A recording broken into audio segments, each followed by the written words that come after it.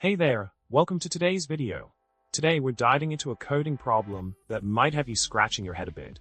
Let's talk about the issue at hand. The problem we're facing involves a certain piece of code that needs to be tweaked for it to work correctly. The solution lies in understanding how the conversion between different time precisions works in the code snippet provided. So, let's break it down step by step.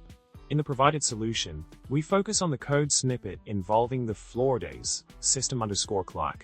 Now, this part of the code is crucial as it creates a day's precision time underscore point based on system_clock. Understanding this conversion is key to making the whole process run smoothly. Moving on to the next part of the solution, we delve into the code snippet that deals with the zone_time and getting the local time. This section is where things can get a bit tricky if not handled correctly. By grasping how the UTC offset and time precision interact, we can avoid potential errors and ensure a seamless execution of the code. To sum it all up, understanding the intricacies of time precision conversions in the provided code is essential for a successful outcome.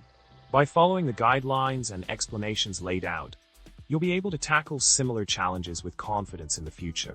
Thanks for tuning in, and remember to like, subscribe, and drop a comment below. See you in the next video.